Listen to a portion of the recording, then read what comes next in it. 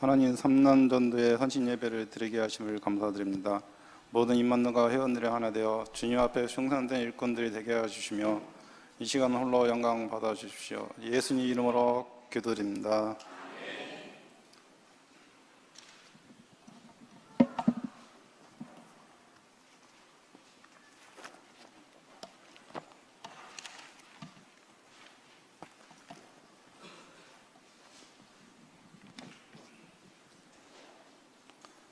찬송가 545장입니다.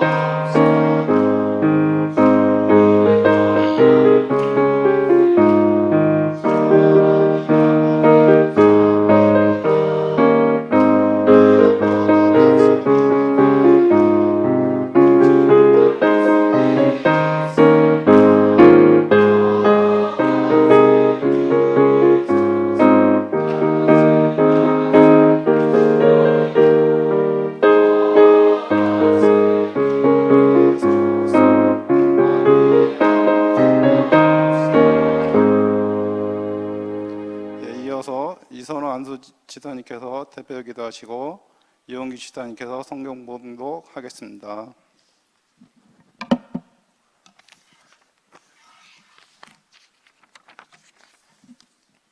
기도드리겠습니다.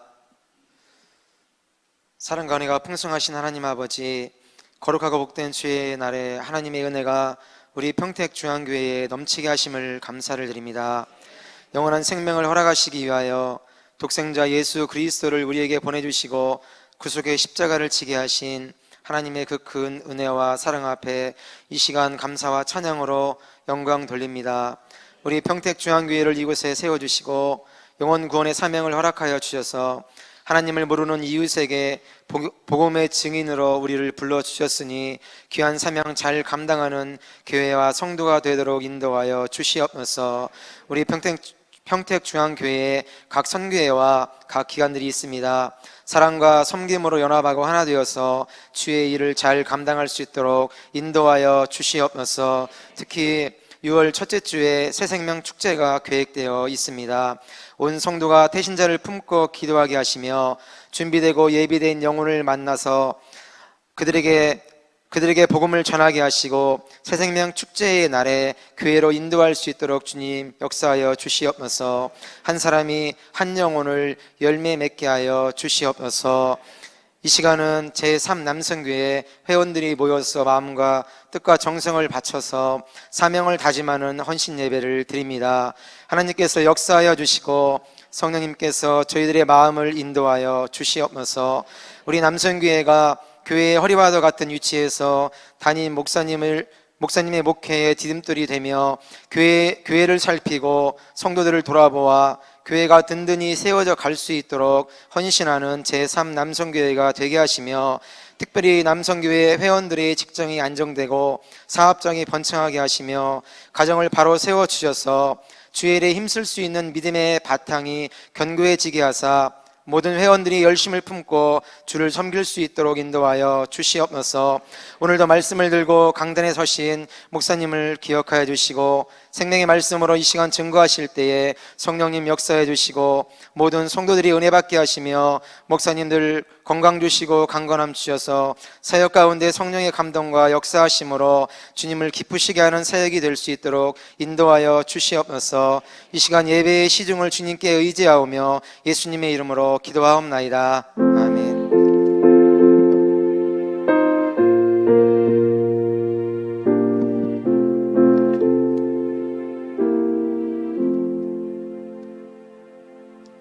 오늘 은혜 받으실 말씀은 베드로전서 4장 7절에서 11절까지의 말씀입니다.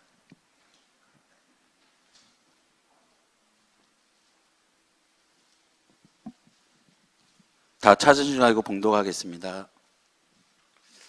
만물의 마지막이 가까이 왔으니 그러므로 너희는 정신을 차리고 근신하여 기도하라. 무엇보다도 뜨겁게 서로 사랑할지니 사랑은 허다한 죄를 덮느니라. 서로 대접하기를 원망 없이 하고 각각 은사를 받은 대로 하나님의 여러 가지 은혜를 받은 선한 청지기 같이 서로 봉사하라. 만일 누가 말하려면 하나님의 말씀을 하는 것 같이 하고 누가 봉사하려면 하나님이 공급하시는 힘으로 하는 것 같이 하라. 이는 범사에 예수 그리스도로 말미암아 하나님이 영광을 받으시게 하려 함이니 그에게 영광과 권능이 세세에 무궁하도록 있느니라. 아멘.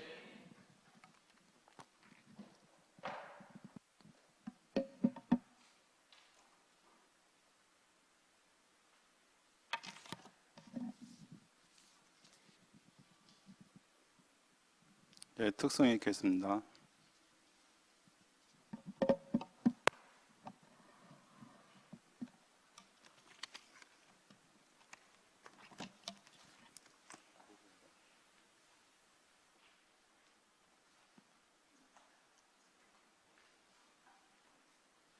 체력, 경례.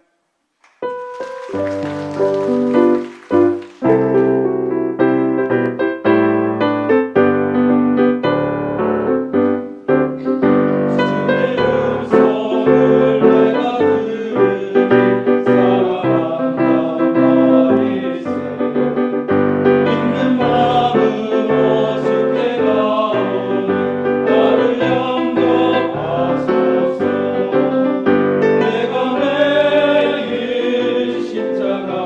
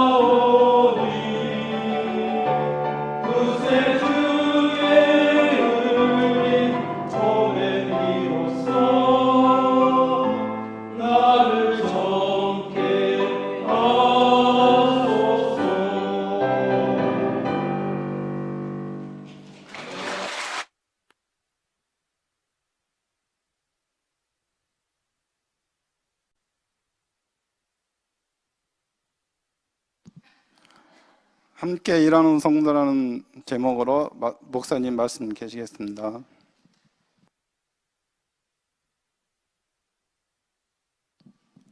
사회 보시는 우리 서민원 집사님께 무게감이 느껴집니다. 아주 처음에 사회를 보시는데 아주 썩 잘하시네요. 앞으로 다음에는 더 잘하실 것 같습니다. 우리 기도하겠습니다. 거룩하신 하나님, 주님의 은혜와 사랑을 아버지 하나님께 감사를 드립니다. 하나님, 이른 아침부터 하나님 또 점심 식사 후에 다시 모여 하나님 앞에 영과 진리로 예배를 드릴 수 있도록 인도해 주셔서 감사합니다. 하나님께서는 예배하는 자를 찾으신다고 하는데 찾으셔서 뭐 하시려고 우리를 찾으십니까? 하나님께서 위로부터 내려주시는 참된 평화와 기쁨과 그리고 또한 땅의 기업과 하늘의 기업을 동시에 우리에 허락하시기 위함임을 믿습니다. 하나님 아버지, 우리가 헌신하는 이 헌신들이 하나님 결단코 흐려지지 아니하도록 인도해 주시고 하늘의 저촉으로 다 쌓여지며 하나님의 충만한 복이 이어질 수 있도록 인도해 주옵소서. 예수님의 거룩하신 이름으로 기도 올리옵나이다. 아멘. 우리 남선교회 제3남선교회 헌신 예배를 드리는데요, 참 보기가 너무 좋고요, 그 사랑스럽다라고 그럴까요? 참 멋있다고 그럴까요? 참 이 중후함 그런 그 매력이 넘치는 것 같습니다. 거기에 껴있는 저도 좀 꽤 괜찮은 사람으로 보여지게 되고요. 저희가 이제 그 개척교회를 섬기는데 1년에 공식적으로는 딱 2번 개척교회를 섬깁니다. 전반부, 그 다음에 후반부로 2번을 섬기는데, 저희가 이제 계속해서 개척교회를 몇 교회를 섬겼는데, 제가 만나기만 하면 그 목사님들이 저희가 인사를 받아요.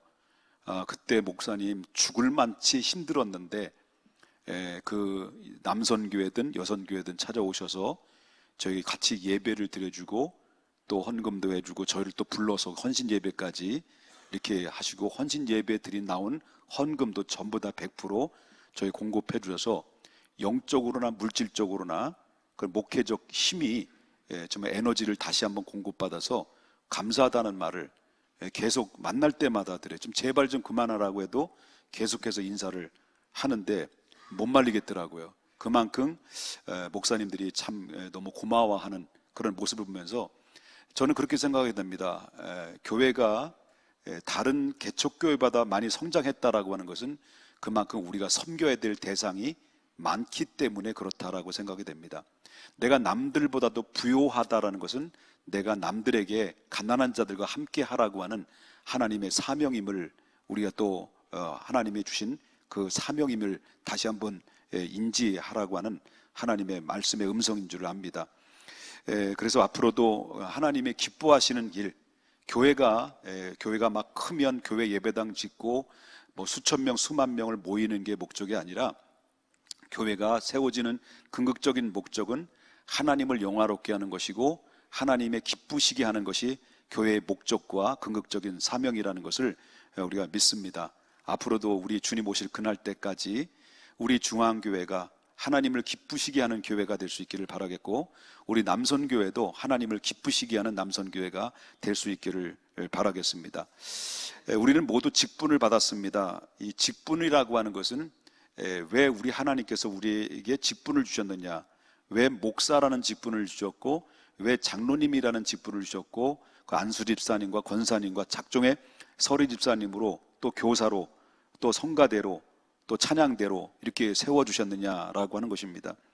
그것은 우리에게 자랑하라고 주신 것은 아니죠. 또 우리 계급장을 달라고 주신 것이 아니라 우리에게 직분을 허락하신 것은 바로 하나님의 주신 맡긴 사명을 잘 감당하라고 주신 것이다라고 하는 것입니다. 다시 말한다면 직분이 무게감이 있으면 있을수록 어떤 마음의 자세를 가지고 직분을 감당해야 되냐면 바로 머슴 같은 마음을 가져야 된다. 마치 종처럼 섬기는 마음의 자세를 가지고 바로 직분을 감당해야 된다라고 하는 것입니다. 남선교회, 제3남선교회는 교회 중심적인 사람들입니다. 더히 말한다고 한다면 아마 이 교회 가장 중심에서 가장 많이 일을 하는 사람들, 또 또 많은 영향력을 가지고 주의 사명을 감당하는 사람들이라고 볼 수 있습니다. 이런 사명을 가진 자들로서 앞으로 잘 겸손히 섬기게 되면 앞으로 후손들에게 아니면 또 다음 세대들에게 아름다운 교훈 귀감이 되어서 그대로 아름다운 전통이 돼서 다음에 바로 후배들이 그 본을 받아서 하나님의 큰 일들을 계속해서 감당하리라고 믿습니다. 저 위에서 아멘 하고 아이가 그렇게 사인을 보내주는 모습을 보니까 애가 앞으로 축복받을 것이라고 생각이 되고 안 돼도 더 축복받을 것이라고 생각이 됩니다. 그렇기 때문에 일꾼으로 살기 위해서는 우리가 최선을 다해서 바로 감당해야 될 뿐만 아니라 자신의 속에 있는 능력으로 역사하시는 하나님의 성령의 능력으로 그 일들을 잘 감당할 때 하나님이 기뻐하실 것이다라고 생각이 됩니다. 사명자들은 그 사명을 감당하기 위해서는 우리는 어떤 의식을 가지고 있어야 되느냐, 여기 있는 젊은 청년들도 마찬가지고 학생들도 마찬가지고 우리 모든 전 세대들이 어떤 의식을 가지고 사명을 감당해야 되냐면 종말론적 의식을 가지고 그 사명을 감당해야 된다라고 하는 것입니다. 성경은 우리에게 말씀하시기를 뭐라고 말씀하시냐면 우리에게 어떤 지금 살고 있는 이 시대를 어떤 시대를 살고 있느냐라는 성경에 지목하고 있는 것입니다. 그것은 바로 뭐냐면 종말론적 시대를 살아가고 있다라고 성경은 말하고 있는데 오늘 본문의 베드로도 그렇게 이야기를 합니다. 오늘 7절에는 이렇게 얘기하는데 만물이 마지막이 가까웠으니 그러므로 너희는 정신을 차리고 근신하여 뭐 하라고 그랬죠? 기도하라고 이렇게 이야기를 합니다. 이 말씀은 언제 주셨냐면 종말론적 시대를 향해서 주시는 하나님의 말씀이다라고 볼 수가 있는 건데 보면 겨울이 오게 되면 사람들은 어떻게 합니까? 겨울이 오기 전에 월동 준비를 합니다. 그리고 하늘에 구름이 잔뜩 끼어 있으면 외출할 때 뭘 들고 나갑니까? 우산을 들고 나갑니다. 그렇기 때문에 미리미리 준비하지 않으면 상당히 당황스러운 일들이 발생이 되는 것이죠. 겨울에도 오는데 월동 준비하지 않으면 우리는 그 겨울을 추운 겨울로 지낼 수밖에 없고 바로 구름이 잔뜩 끼어 있는데 갑자기 비가 오면 결국은 우산이 없음으로 말미암아 그대로 비를 맞아야 되는 그런 당황스러운 일이 발생하게 되는 것처럼 우리의 인생에도 마지막 인생의 겨울이 올 수 있고요. 우리 개인적 종말이 있을 것이고 그 다음에 시대적 종말이 있을 것이다라고 하는 것인데 마찬가지로 종말 시대를 걸어가는 우리에게는 반드시 필요한 것이 있다라고 하는 것입니다. 그렇기 때문에 우리는 종말 의식을 가지고 있되 하나님께서 베드로를 통해 주신 의식을 가지고 해야 될 가장 귀중한 의식은 무엇이냐라고 했을 때 여기 7절에 나오는 말씀 아까도 소개를 해드렸습니다만은 꼭 필요한 행동 지침이 있습니다. 특별히 또 남선교회 우리 또 헌신 예배를 드리는 우리 모든 우리 동상들은 정말 꼭 마지막 이 시대에 꼭 필요한 행동 지침이 있는데 그 행동 지침이 뭐냐 할 때 7절에도 말씀하신 것처럼 첫째는 정신을 차리고 둘째는 근신하여 세 번째는 기도하라 라고 하는 말씀을 우리에게 주고 있다라고 하는 겁니다. 그러면 여기 정신 차리라는 말은 어떤 의미냐? 정신을 차리라는 말은 잡념을 떨쳐버리고 일시적인 감정에 휩쓸리지 말고 그리고 오직 자기 정신을 균형 있게 보존하라 그런 뜻을 의미를 가지고 있고요. 근신하라고 하는 이 말의 의미는 마치 술 취하듯 바로 경박하게 행동하지 말고 정말 건전하고 그 다음에 자중하는 마음으로 매사에 신중히 대처를 하라라는 뜻이라고 볼 수 있습니다. 바로 이 같은 마음과 태도를 가질 때 이런 정신을 차리고 근신하는 이 두 가지 마음의 태도가 결국은 우리가 기도로 나아가는 일에 동력을 얻게 된다라고 하는 겁니다. 그렇기 때문에 절대적으로 바로 정신이 흐려지거나 그리고 근신하지 않으면 우리가 하나님 앞에 기도를 해도 기도가 막혀버린다라는 거죠. 그래서 도덕적이나 윤리적으로 타락을 하게 되면 기도문이 막히게 됩니다. 그 영적인 부분은 하나님과 나와의 교통하는 이 교통의 관계는 상당히 예민한 것입니다. 영적으로 사람이 병든 이유가 뭐냐 할 때 첫 번째 병든 이유 중에 하나가 나타나는 증상이 바로 뭐냐면 기도문이 막힌다는 겁니다. 기도를 해도 전혀 기도에 대한 하나님과의, 내가 기도를 하지만 내가 기도하는 기도가 하나님 앞에 상달된다는 것을 느껴지지 않는다는 것과, 또 한 가지 위로부터 내려주시는 참된 감동과 감화가 없어진다라고 하는 것입니다. 그렇기 때문에 내가 하나님 앞에 영적으로 건강하게 기도로 나아가는 그 근본적인 이면에는 뭐가 베이스에 깔려 있어야 되냐면 정신 차리고 근신할 때 기도로 나아가는 동력을 얻게 된다라고 하는 것입니다. 그렇기 때문에 하나님의 응답을 받는 것은 삶은 개떡같이 살면서 바로 기도할 때 그 기도는 결국 외식으로 빠져들어갈 수밖에 없고 하나님 앞에 응답 받을 수가 없는 가운데서 계속 누적이 되면 영적으로 마음에 굳은 살이 박히면 결국 어떻습니까? 결국은 그 마음속에는 하나님의 은혜가 파고 들어갈 수가 없게 된다라고 하는 겁니다.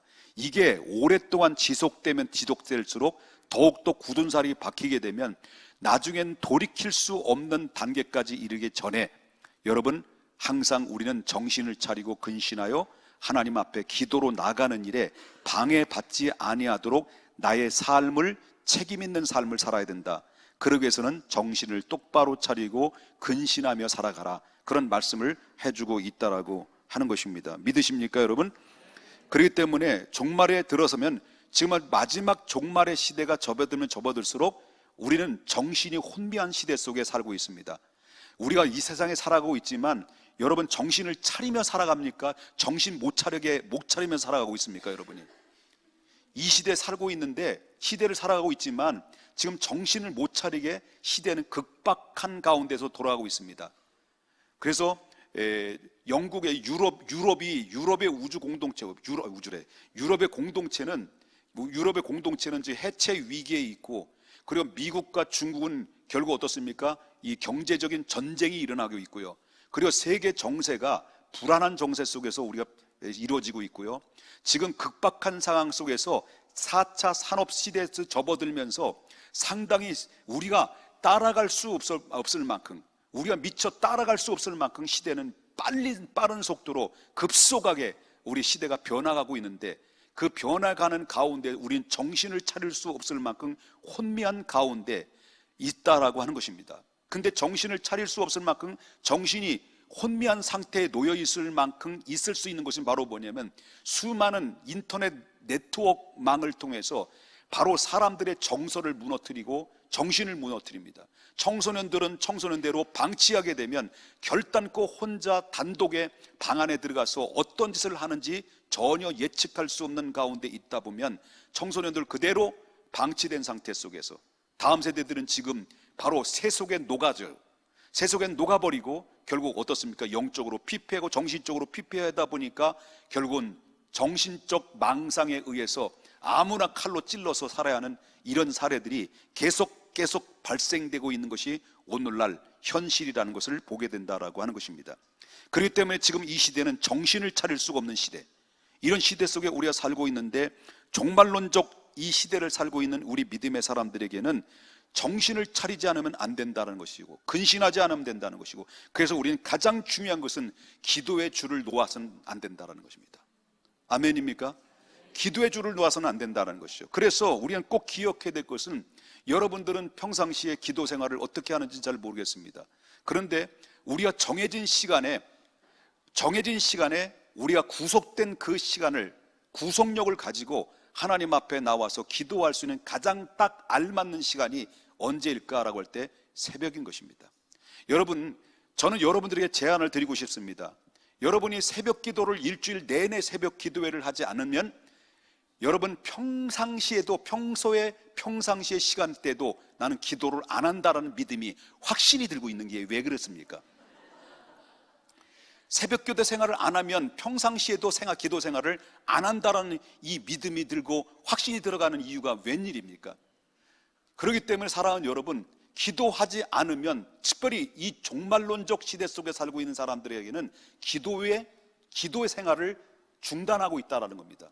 기도 생활을 안 하면 능력을 상실하게 되고, 기도 생활을 하지 않으면 하나님과의 교통함이 차단되기 때문에 하나님의 내려주시는 은혜와 하나님의 내리시는 그런 교통함이, 교제 시간이 차단되면 위로부터 내리시는 은혜와 하나님의 기회와 하나님의 사랑과 하나님 축복이 오는데도 불구하고 그 기회는 다른 사람으로 고스란히 넘겨버리는 그런 사례들은 기도의 결핍증에서 나타나는 현상이다라고 볼 수 있다라고 하는 것입니다. 그렇기 때문에 여러분들에게 제안을 드리고 싶습니다. 지금 이 순간입니다.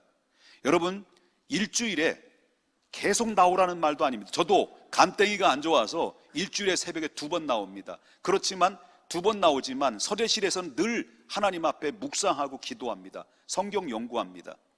그렇지만 여러분, 제안 드리고 싶은 것은 바로 뭐냐면, 최소한도 여러분 영빨이 떨어질 무렵에 새벽에 나와서 기도와서 또 영빨을 얻고, 그래서 계속 영빨을 유지할 수 있는 길이 뭘까 할 때, 최소한도 일주일에 바로 새벽 기도를 2번 이상은 나와야 여러분이 영적으로 숨을 쉴 수, 간신히, 그것도 간신히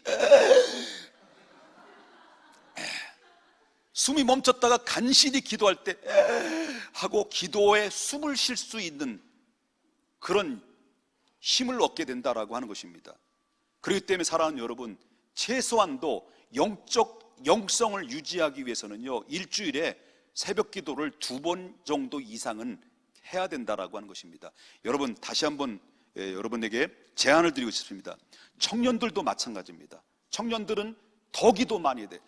아버지, 어머니들은 청년 때 기도를 많이 했기 때문에 덜 해도 안 돼요. 근데 청년들은 기도를 더 많이 해야 돼요. 피곤해도 기도 시간을 놓치면 결국은 어떻습니까? 나이가 들어도 기도 못해요. 저는 새벽 기도를 고등학교 2학년 때부터 새벽 기도 생활했어요. 못 믿는 것은 회개해야 돼요. 고등학교 2학년 때부터 그것도 아무것도 모르고 그냥 졸졸졸 따라다니면서 칭찬 들으려고 간 거예요. 그런데 그 새벽 기도회가 나에게는 엄청난 영적인 탄력을 받게 만드는 원동력이 됐다라고 하는 거예요. 청년 때 곤고한 나라에 이르기 전에 만군의 여호와를 기억하는 것, 세상의 유혹은 핏발쳐 오르는 가운데서 어떤 무슨 능력으로 우리가 그것을 이겨낼 수 있겠냐라고 하는 거죠. 그래서 새벽 기도, 청년들도 새벽 기도 일주일에 2번. 오케이 됐으네? 오케이 됐으네? 아멘 해, 아멘. 청년들 크게 아멘. 저 뒤에 성령이와 그 일당이라면 안 되지. 성령이와 그 기타. 아멘. 일주일에 2번 규어 덩달아 오는 거야.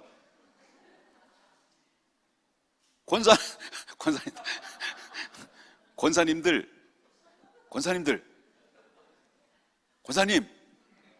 일주일에 몇 번?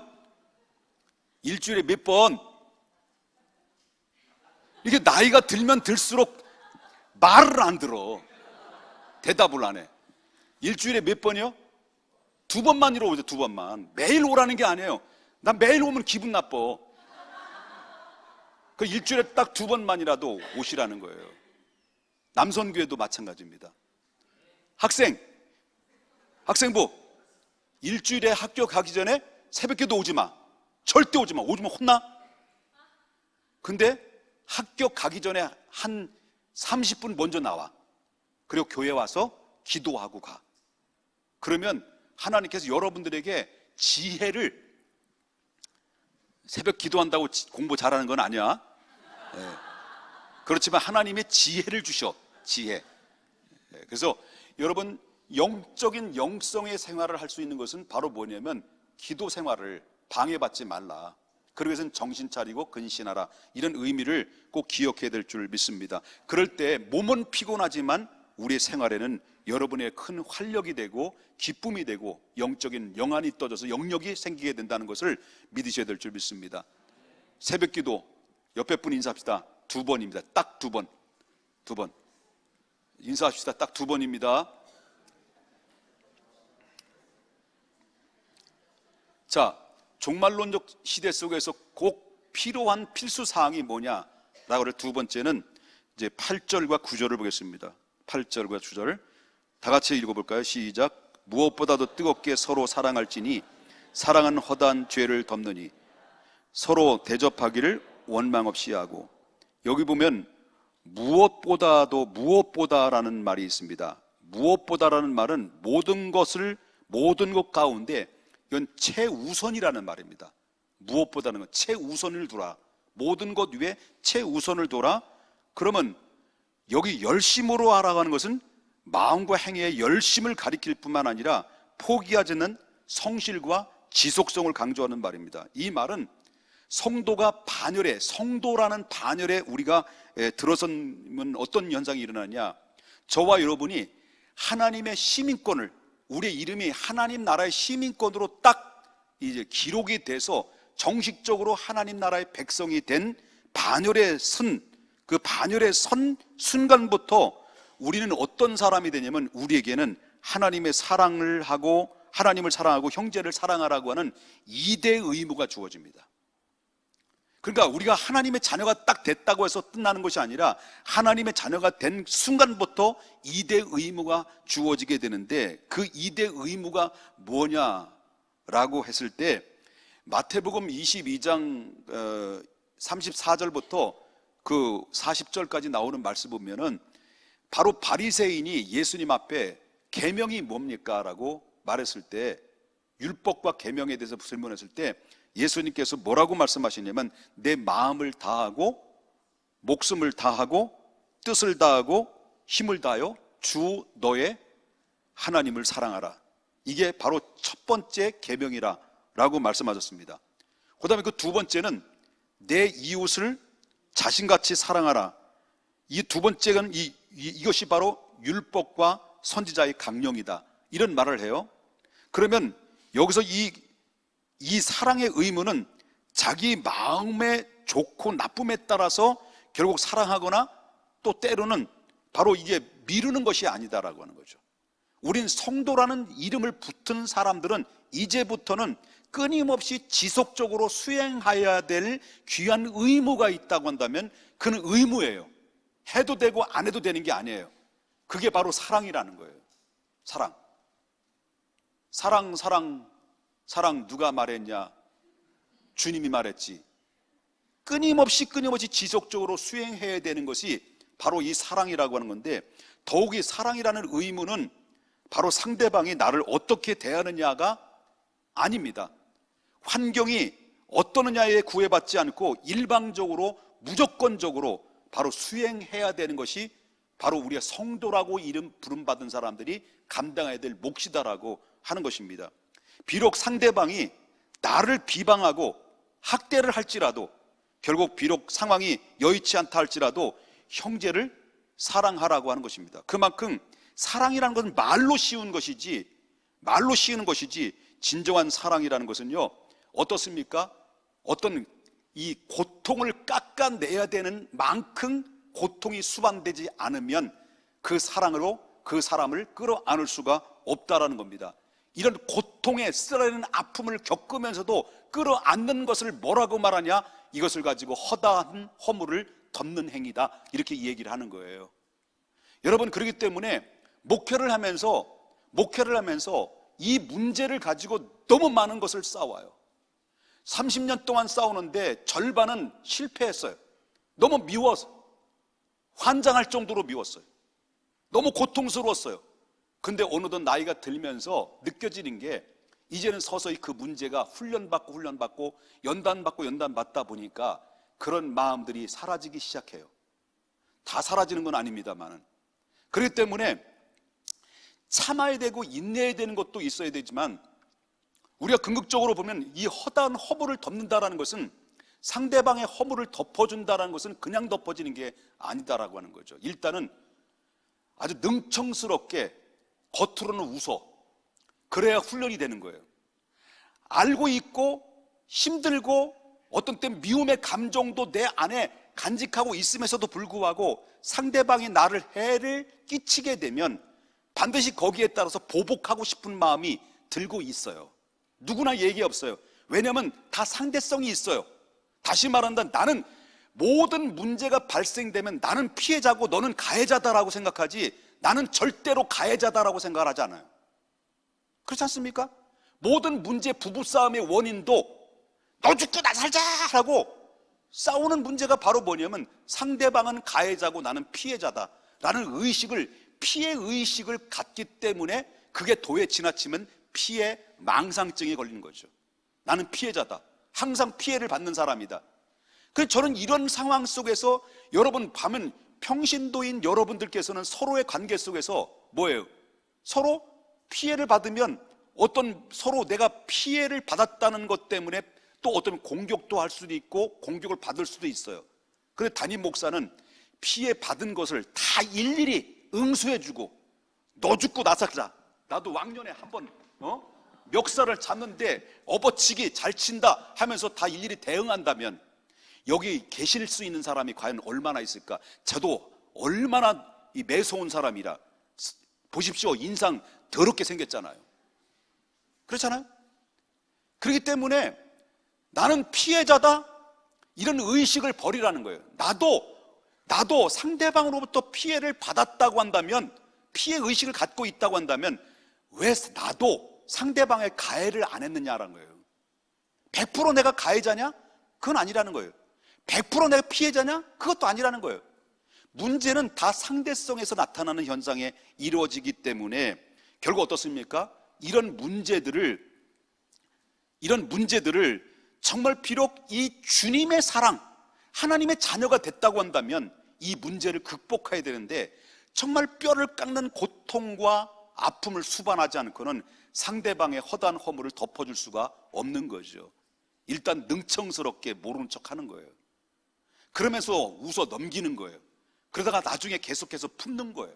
품다 보면 넓은 그 상대방을 이해하게 되고 상대방을 주님의 마음으로 덮어주면 어떻습니까? 시간이 지나면 그 진실이 공방이 드러나게 되고 결국 그 옳고 그름이 떠나서 결국 내가 참고 덮어줌에 따라서 그 공동체가 화목하게 될 수만 있다고 한다면 바로 주님이 바로 당신의 몸을 십자가의 대속에 내어주신 것처럼 우리도 작은 헌신 때문에 그 공동체가 다시 회복되는 놀라운 역사가 임하게 된다라고 하는 것입니다.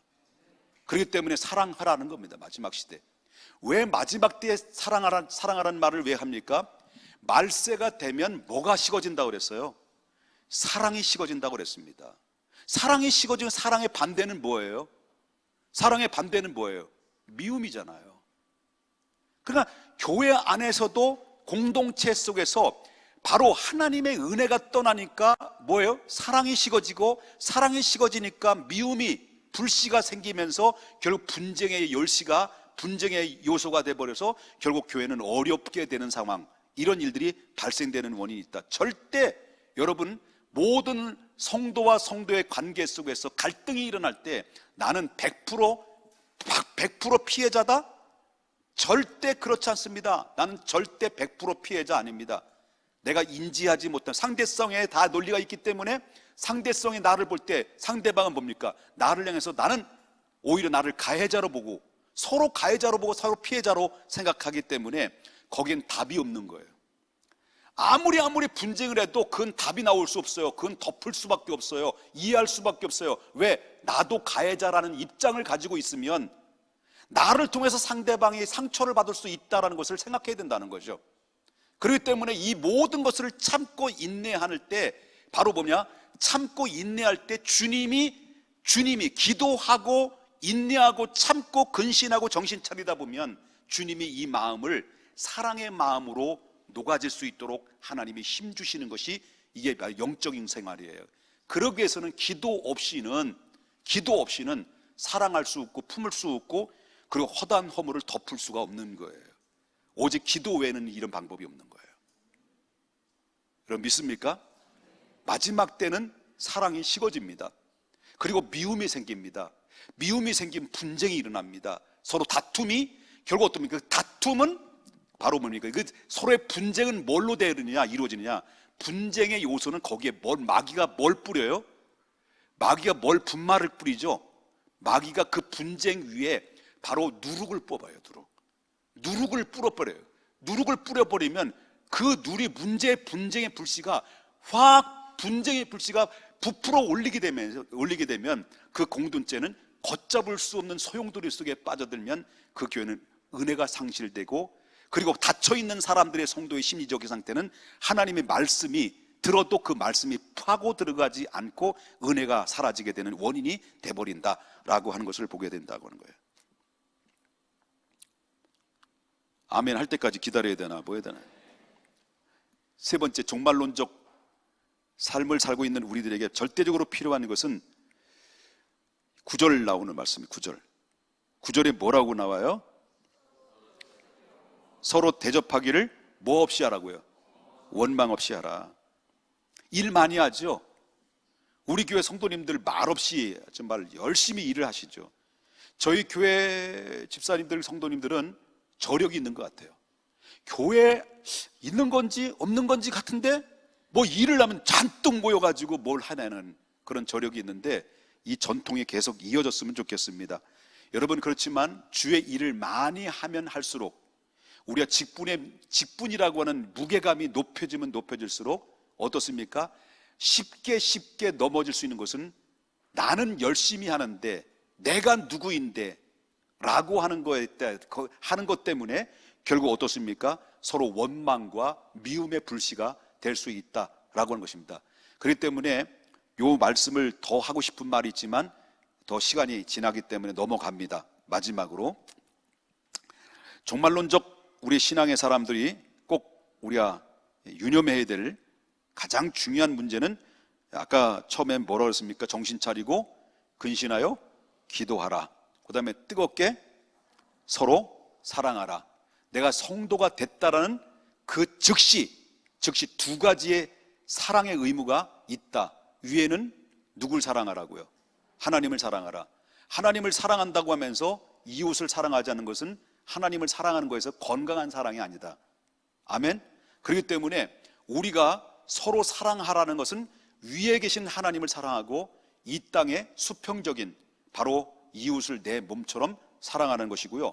우리가 섬길 때 바로 많은 주의 일을 한다고 하면서 우리는 마르다가 되지 말아야 돼요. 마르다는 열심히 일을 해놓고 원망을 했어요. 마리아는 일을 안 하고 원망하지 않았어요. 뺀질뺀질하고 원망하지 않았어요. 그런데 일을 하다가 원망한 사람이 책망받았어요. 일을 안 하고 뺀질뺀질한 사람은 책망 안 받았어요. 그러면 일을 하지 않고 뺀질뺀질 하라는 거냐? 그건 아니라는 거예요. 그 뺀질뺀질한 그 시간에 뭘 했을까요? 마리아는요, 말씀 들었어요. 그리고 은혜를 받았다는 거예요. 바로 주의 일을 하는 것보다는 은혜가 떨어지고 은혜가 사라진 봉사는 결국 뭐가 나옵니까? 원망이 튀어나오는 거예요. 나는 혼자 열심히 일을 하는데 왜 저 사람들은 왜 협력을 안 해주냐? 나 여선교회, 나 남선교회 회장인데 왜 협력을 안 해? 너 다음에 회장해라. 반드시 내가 쫀다. 이런 사고를 가지고 있다고 한다면 그 원망의 불씨가 결국은 어떻습니까? 공동체를 무너뜨리게 되는 원인이 된다라고 하는 것입니다. 마지막입니다. 10절부터 11절. 자, 각각 은사를 받은 대로 하나님의 여러 가지 은혜를 맡은 선한 뭐같이요? 청지기같이 서로 봉사하라 라고 했습니다. 선한 청지기같이 서로 봉사하라. 여기 청지기라고 하는 것은 집주인이 아닙니다.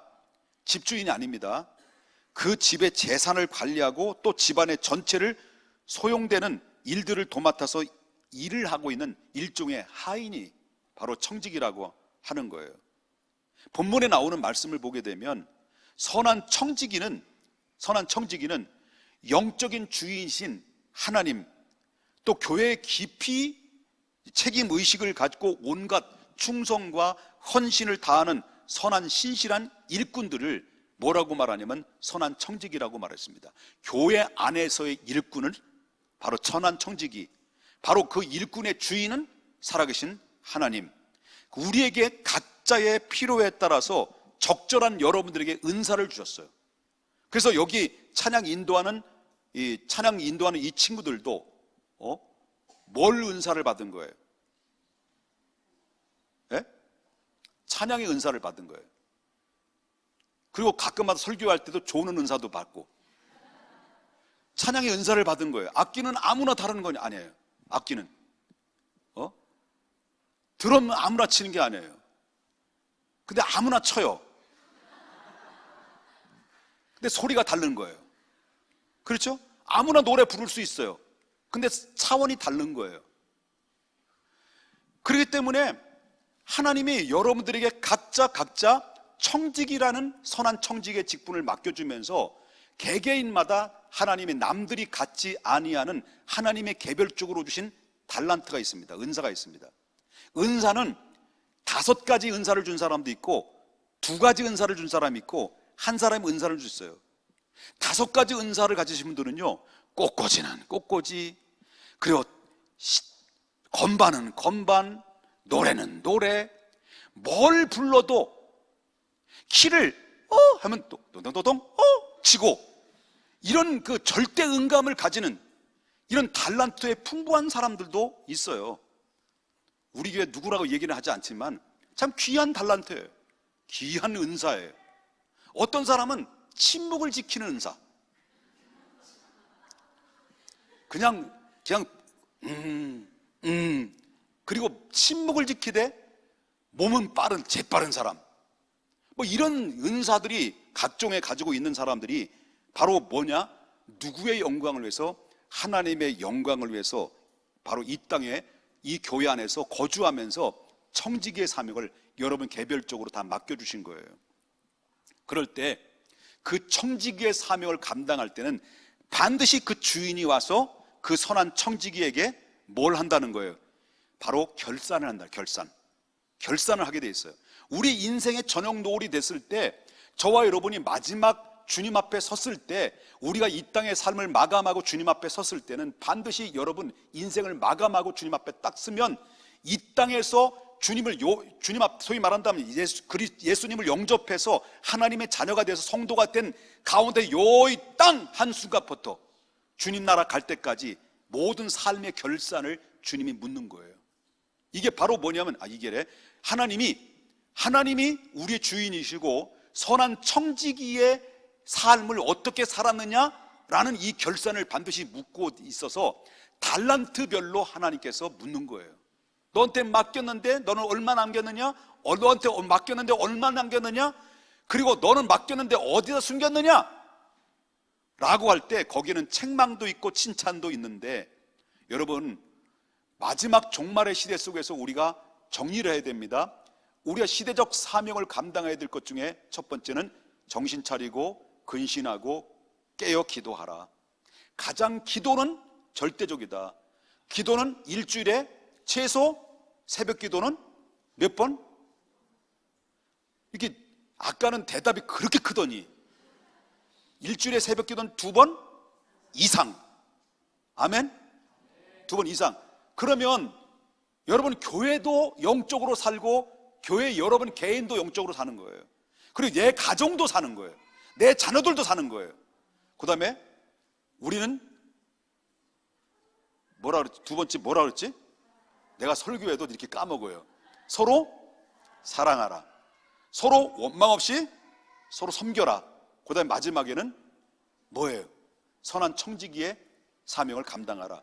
이 원리를, 영적인 원리를 베드로를 통해서 주셨는데, 이 주신 이 말씀을 내 마음에 꼭 담아서 여러분 꼭 실천해서 우리 남선교회는 물론이거니와 우리 전 성도님들이 바로 근신하여 기도하고 깨어 근신하여 기도하면서 또 뜨겁게 서로 사랑하고 섬기며 선한 청지기의 사명을 감당할 수 있는 그런 축복의 그런 하나님의 사람들이 다 될 수 있기를 주님의 이름으로 축복합니다. 기도하겠습니다.